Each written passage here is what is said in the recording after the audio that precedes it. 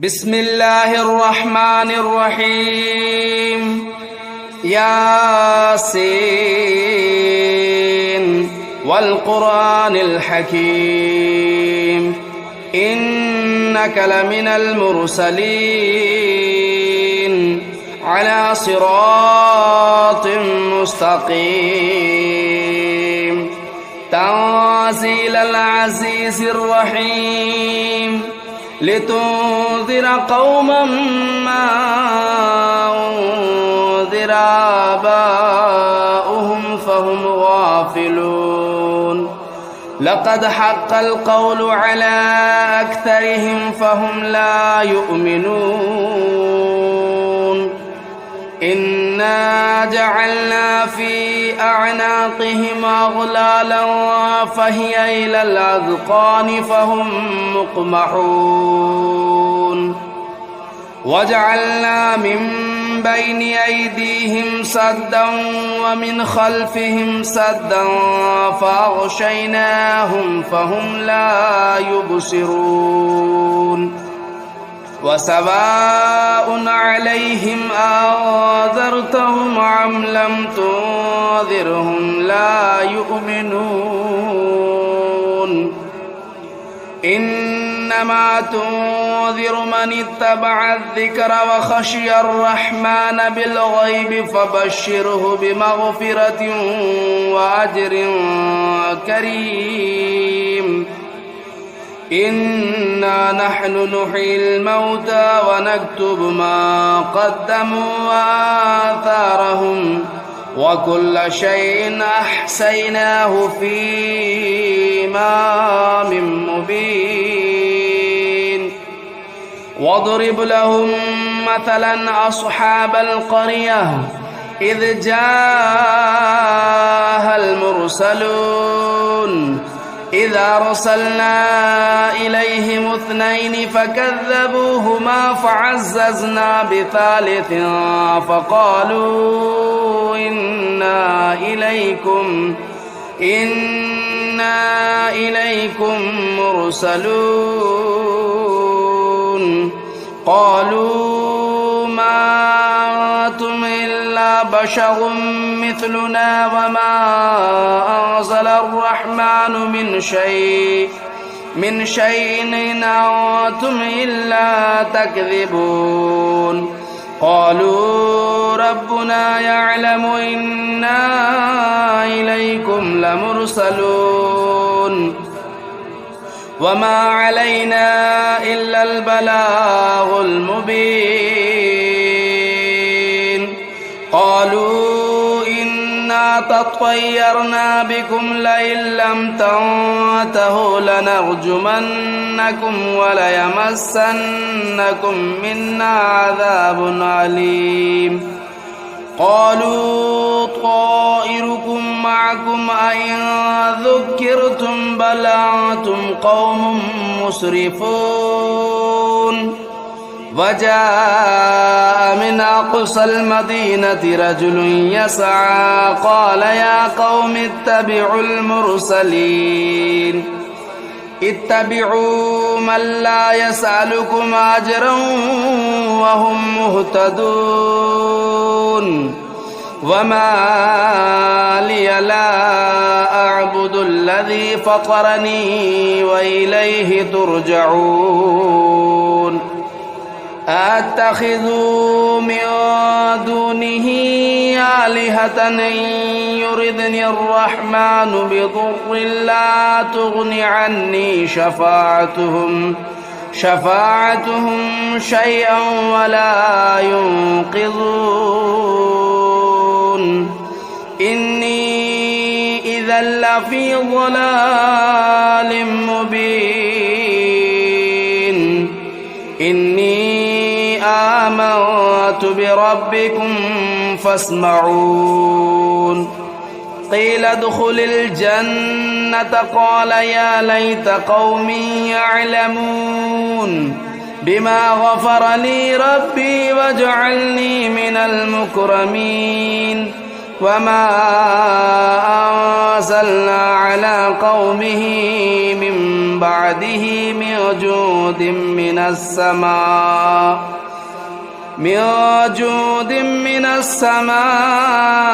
وما كنا منزلين إن كانت إلا صيحة واحدة فإذا هم خامدون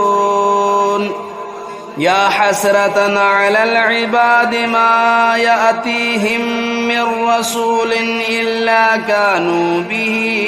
يستهزئون ألم يروا كم أهلكنا قبلهم من القرون أنهم إليهم لا يرجعون وإن كل لما جميع لدينا محضرون وآية لهم الأرض الميتة أحييناها وأخرجنا منها حبا فمنه يأكلون وجعلنا فيها جنات من نخيل وأعناب وفجرنا فيها من العيون ليأكلوا من ثمره وما عملته أيديهم أفلا يشكرون سبحان الذي خلق الأزواج كلها مما تنبت الأرض ومن أنفسهم ومما لا يعلمون وآية لهم الليل نسلخ منه النهار فإذا هم مظلمون والشمس تجري لمستقر لها ذلك تقدير العزيز العليم والقمر قدرناه منازل حتى عاد كالعرجون القديم لا الشمس ينبغي لها أن تدرك القمر ولا الليل سابق النهار وكل في فلك يسبحون وآية لهم أنا حملنا ذريتهم في الفلك المشحون وخلقنا لهم من مثله ما يركبون وإن نشأ نغرقهم فلا صريخ لهم ولا هم ينقذون إلا رحمة منا ومتاعا إلى حين وإذا قيل لهم اتقوا ما بين أيديكم وما خلفكم لعلكم ترحمون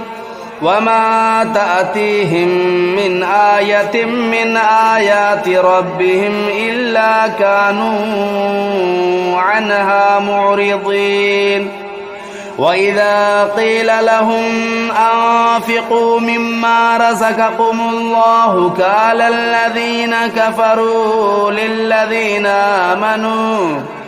قال الذين كفروا للذين آمنوا ونطعم من لو يشاء الله أطعمه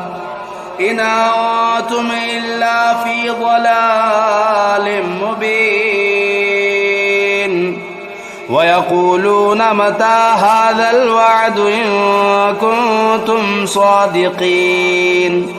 ما ينظرون إلا صيحة واحدة تأخذهم وهم يخصمون فلا يستطيعون توصية ولا إلى أهلهم يرجعون ونفخ في الصور فإذا هم من الأجداث إلى ربهم ينسلون قالوا يا ويلنا من بعثنا من مرقدنا هذا ما وعد الرحمن وصدق المرسلون إنت إلا صيحة واحدة فإذا هم جميع لدينا محضرون فاليوم لا تظلم نفس شيئا ولا تجزون إلا ما كنتم تعملون إن أصحاب الجنة اليوم في شغل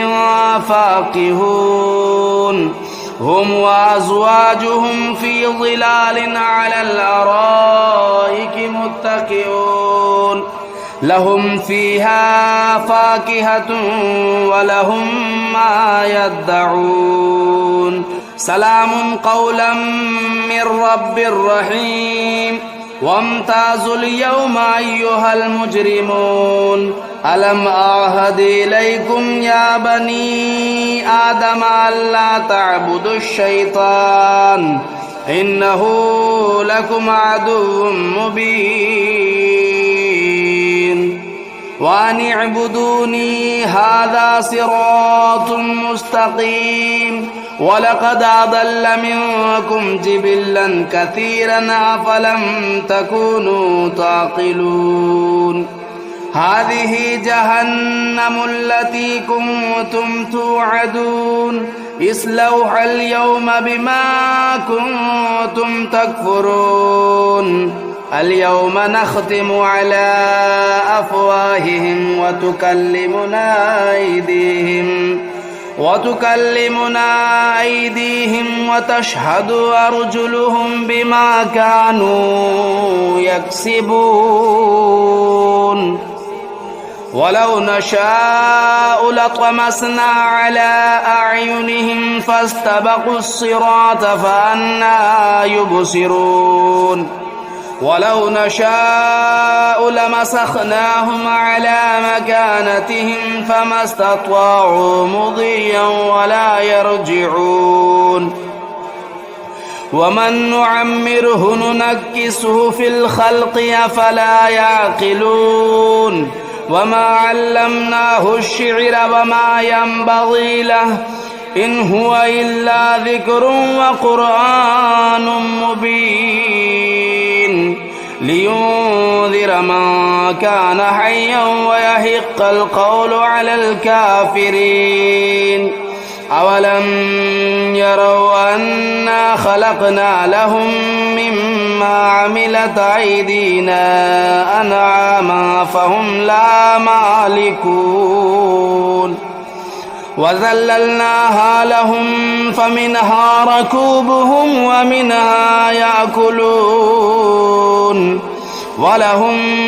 فيها منافع ومشارب أفلا يشكرون واتخذوا من دون الله آلهة لعلهم ينصرون لا يستطيعون نصرهم وهم لهم جند محضرون فلا يحزنك قولهم إنا نعلم ما يسرون وما يعلنون أولم ير الإنسان أنا خلقناه من نطفة فإذا هو خصيم مبين وضرب لنا مثلا ونسي خلقه قال من يحيي العظام وهي رميم قل يحييها الذي أنشأها أول مرة وهو بكل خلق عليم الذي جعل لكم من الشجر الأخضر نارا فإذا أنتم منه توقدون أوليس الذي خلق السماوات والأرض بقادر على أن يخلق مثلهم بلى وهو الخلاق العليم إنما أمره إذا أراد شيئا أن يقول له كن فيكون فسبحان الذي بيده ملكوت كل شيء وإليه ترجعون بسم الله الرحمن الرحيم الرحمن علم القرآن خلق الإنسان علمه البيان الشمس والقمر بحسبان والنجم والشجر يسجدان والسماء رفعها ووضع الميزان ألا تطغوا في الميزان وأقيموا الوزن بالقسط ولا تخسروا الميزان والأرض وضعها للأنام فيها فاكهة والنخل ذات الأكمام والحب ذو العصف والريحان فبأي آلاء ربكما تكذبان خلق الإنسان من صلصال كالفخار وخلق الجان من مارج من نار فبأي آلاء ربكما تكذبان رب المشرقين ورب المغربين فبأي آلاء ربكما تكذبان مرج البحرين يلتقيان بينهما برزخ لا يبغيان فبأي آلاء ربكما تكذبان يخرج منهما اللؤلؤ والمرجان فبأي آلاء ربكما تكذبان وله الجوار المنشآت في البحر كالأعلام فبأي آلاء ربكما تكذبان كل من عليها فان ويبقى وجه ربك ذو الجلال والإكرام فبأي آلاء ربكما تكذبان يسأله من في السماوات والأرض كل يوم هو في شأن فبأي آلاء ربكما تكذبان سنفرغ لكم أيها الثقلان فبأي آلاء ربكما تكذبان يا معشر الجن والإنس إن استطعتم أن تنفذوا من أقطار السماوات والأرض فانفذوا لا تنفذون إلا بسلطان فبأي آلاء ربكما تكذبان يرسل عليكما شواظ من نار ونحاس فلا تنتصران فبأي آلاء ربكما تكذبان فإذا انشقت السماء فكانت وردة كالدهان فبأي آلاء ربكما تكذبان فيومئذ لا يسأل عن ذنبه إنس ولا جان فبأي آلاء ربكما تكذبان يعرف المجرمون بسيماهم فيؤخذوا بالنواصي والأقدام فبأي آلاء ربكما تكذبان هذه جهنم التي يكذب بها المجرمون يطوفون بينها وبين حميم آن فبأي آلاء ربكما تكذبان ولمن خاف مقام ربه جنتان فبأي آلاء ربكما تكذبان ذواتا أفنان فبأي آلاء ربكما تكذبان فيهما عينان تجريان فبأي آلاء ربكما تكذبان فيهما من كل فاكهة زوجان فبأي آلاء ربكما تكذبان متكئين على فرش بطائنها من استبرق وجنى الجنتين دان فبأي آلاء ربكما تكذبان فيهن قاصرات الطرف لم يطمثهن إنس قبلهم ولا جان فبأي آلاء ربكما تكذبان كأنهن الياقوت والمرجان فبأي آلاء ربكما تكذبان هل جزاء الإحسان إلا الإحسان فبأي آلاء ربكما تكذبان ومن دونهما جنتان فبأي آلاء ربكما تكذبان مدهامتان فبأي آلاء ربكما تكذبان فيهما عينان نضاختان فبأي آلاء ربكما تكذبان فيهما فاكهة والنخل والرمان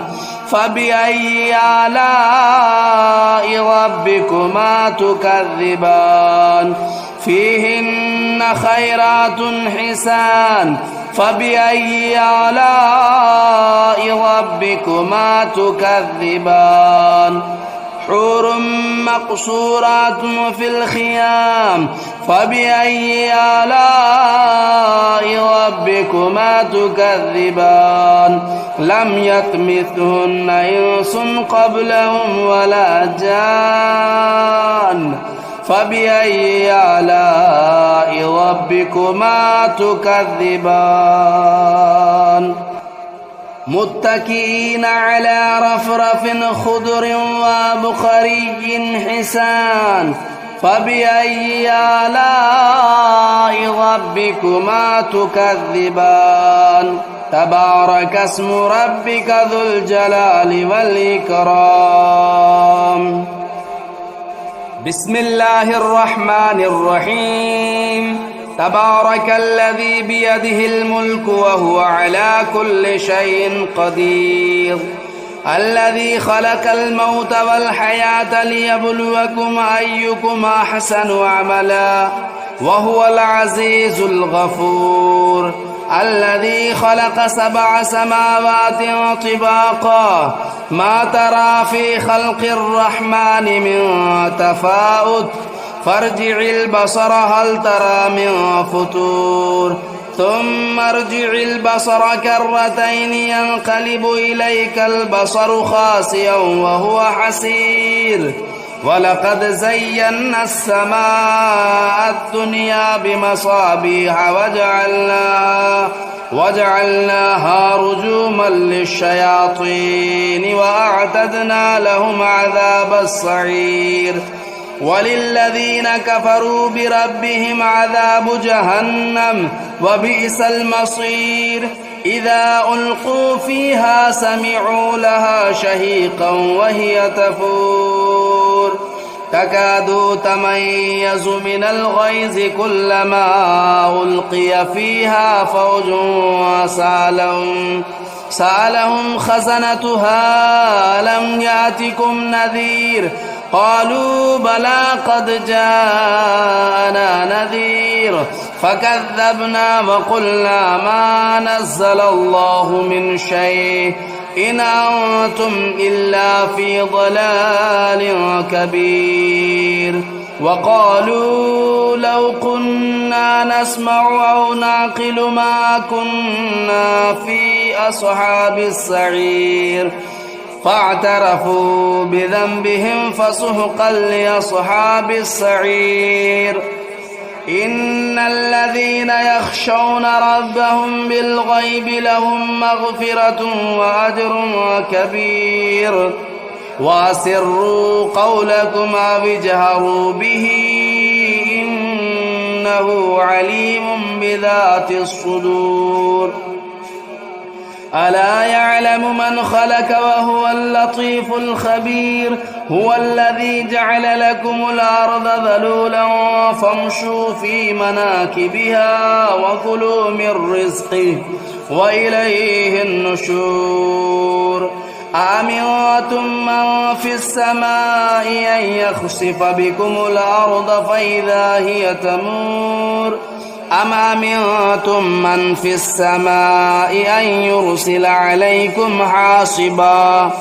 فستعلمون كيف نذير ولقد كذب الذين من قبلهم فكيف كان نكير أولم يروا إلى الطير فوقهم صافات ويقبضن ما يمسكهن إلا الرحمن إنه بكل شيء بصير أمن هذا الذي هو جند لكم ينصركم من دون الرحمن إن الكافرون إلا في غرور أمن هذا الذي يرزقكم إن أمسك رزقه بل لجوا في عتو ونفور أفمن يمشي مكبا على وجهه أهدى أمن يمشي سويا على صراط مستقيم قل هو الذي أنشأكم وجعل لكم السمع والأبصار والأفئدة قليلا ما تشكرون قل هو الذي ذرأكم في الأرض وإليه تهشرون ويقولون متى هذا الوعد إن كنتم صادقين قل إنما العلم عند الله وإنما أنا نذير مبين فلما رأوه زلفة سيئت وجوه الذين كفروا وقيل هذا الذي كنتم به تدعون قل أرأيتم إن أهلكني الله ومن معي أو رحمنا فمن يجير الكافرين من عذاب أليم قل هو الرحمن آمنا به وعليه توكلنا فستعلمون من هو في ضلال مبين قل أرأيتم إن أصبح ماؤكم غورا فمن يأتيكم بماء معين